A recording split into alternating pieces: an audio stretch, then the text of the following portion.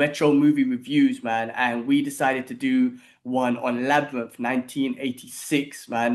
We haven't Oof. seen this in ages, starring David Bowie, Jennifer Connelly.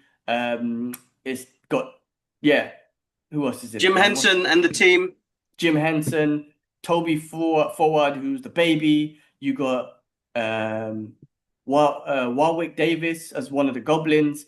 Bro, this movie, I haven't seen it in ages, man. And putting it on as an adult, right? And I was saying to you earlier, I've never had an issue watching it again. Like these movies are so great, and obviously maybe I got a sentimental value towards it. It was easy to watch. It's a story about Sarah who tries to find her baby brother to Toby after she angrily wishes him away. The Goblin King uh, promises to return Toby if Sarah can solve this labyrinth within a certain time period, right? First of all, the soundtrack is banging. The soundtrack, the music is banging. Every tune, I actually got a tune on my phone from David Bowie. It is absolutely awesome. Love the soundtrack, 80s soundtrack, and just David Bowie just smashes it. Um, but then this movie, man, I didn't realize like she's going through something in the sense that I think her mother passed away, or her father remarried. She's having this problem with her stepmother, and really she just needs friends. She needs someone to talk to. She wants someone there. Mm. Like, her father's not there and whatnot. She feels like her father's not there for her as much. And it was the end, right the end scene where what was his name, Hogwarts or something like that, and he was like, if you need us, you let us know. We'll be here. I'm paraphrasing, but let us know. And she said something in a sense like, I'm always gonna need you. Like even when nothing's wrong, I'm always gonna need Yeah. you. And it was that thing of like just having that companionship or that friendship or that love from friends, family, or whatnot. And I was like, man, this movie is deep, man. I didn't even realize as a kid on what it meant to me. Maybe there's other meanings, but what that meant of just like having loved ones around and being there for people, just having people for the sake of having it, not when Yeah. something's wrong, but or when I need you. It's like I forever need you. Whether things are good or bad or whatever, I forever need my family, my friends, my loved ones, and whatnot.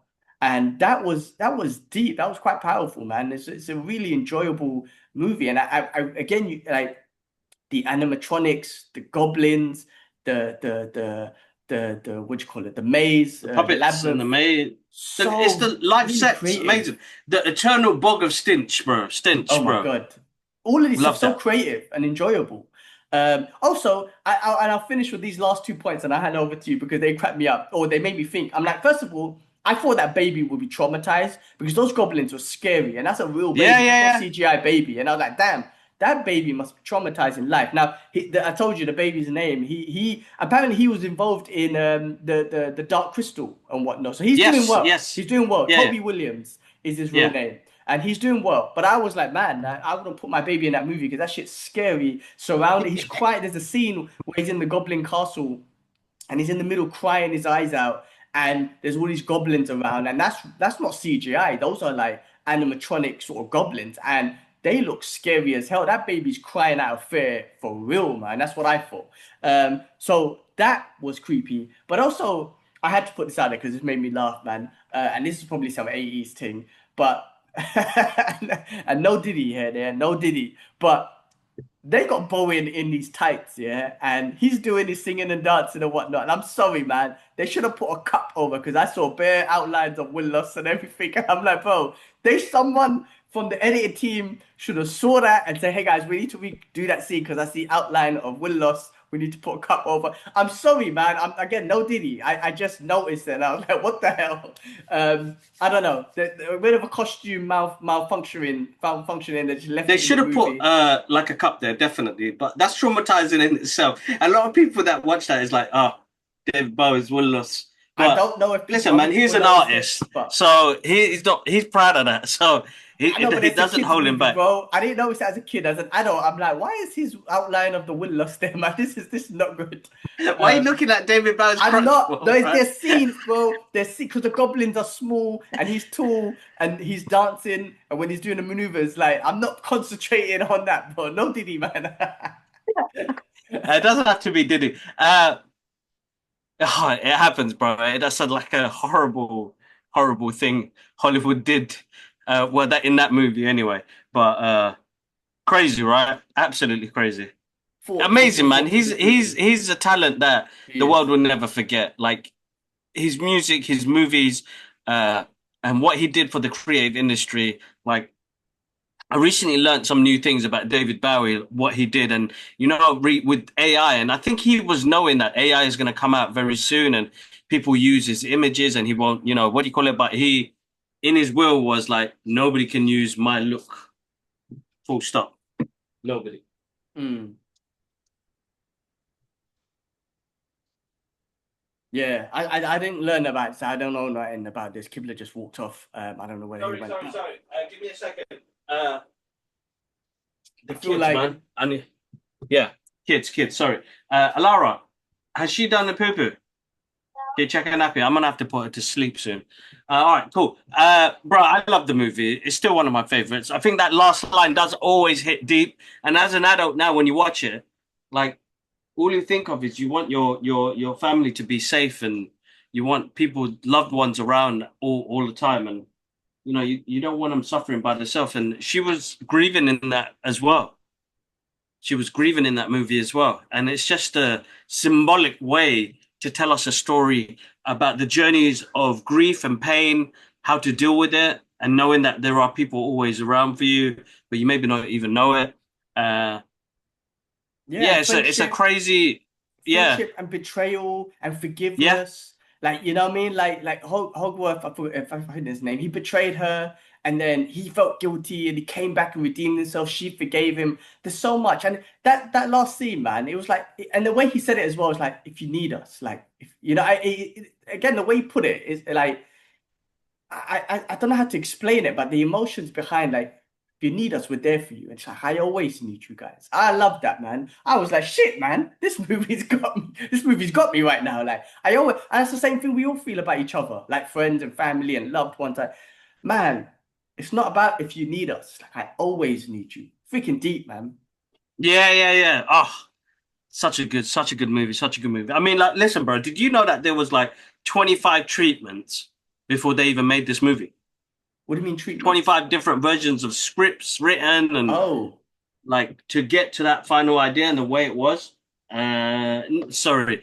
Nia, I mean, Alara, get me a nappy, please. You could only imagine like the creative process of trying to put a story like this together, which hits so hard, bro, and still has rewatchability, a great soundtrack. The visuals are stunning. Jim Henson and the team and what they bring to the screens with like some of the stuff that they've done over the the decades of movie magic. They've given me movies that I carry on for a lifetime. Not many movies can do that, bro. Not many movies can do that, and this is a movie we grew up with our childhood, and that all of us can sit down, us brothers and sisters can sit down and watch and enjoy it just for what it is and where it takes you because they don't make fantasy movies like this, man. I'm telling you. Uh, and I don't thank know you. if fantasy movies can work like this. I mean, the creativity behind the designs of the goblins and there's just random creatures and whatnot. I really don't know if they can do it anymore, man, because I'm just watching and there was like, I don't know, a little worm who speaks to her with an English accent. I'm like, man, that worked back then. I don't know if that works now. I really don't. Maybe for kids or something. I don't know. But when I It look does at what, work. It can work, bro. I personally think it can work. It's just you got to have a very good story, right? right, I guess so. Something compelling and meaning behind it or whatnot. But yeah, no, I was really just like I say, as an adult, just like listening to what she's going through, even though she was grieving and she wished her brother away, like she knew immediately she made a mistake and she went on this whole labyrinth, which, to get her brother back, which again is scary. You in this, I mean, again, she's in this world with goblins and everything like that. It's scary.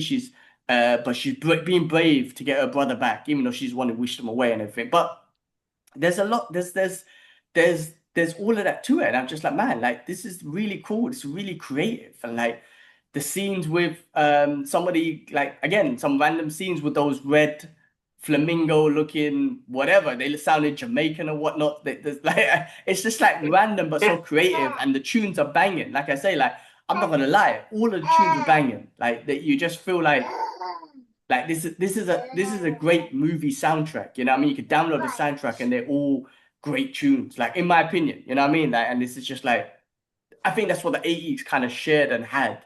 It wasn't just soundtracks where it was just a theme like Hans Zimmer does it, which is epic. We're talking about music, like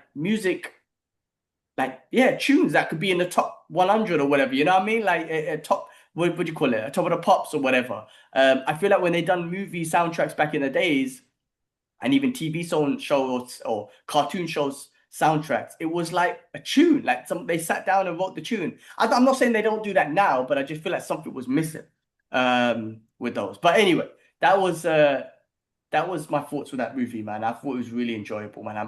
I'm surprised that I was able to sit down. Not surprised, but I just think again, based on what we talked about, the rewatchability of 80s movies and movies we grew up with, and that sentimental sort of childhood value that it has, it's so easy to rewatch some of those movies. And you're hoping like some of these movies that are coming out now, we're saying maybe it doesn't connect with us. I mean, that's what the hope is for like kids now to watch it, be it Jurassic Park or whatever, or the new Karate Kid, and be like, cool, like I could watch that again in the future. And that's what the hope is. Like not for me personally, but for the newer generation. And that's what they're hoping for, to build those cult classic with those generations, not with us. But this one definitely falls in there, man. I mean, it's just such a great movie. Amazing, amazing movie. I absolutely loved it. Absolutely, I still love it now. Even it's such an easy watch, bro. There's no what's the word?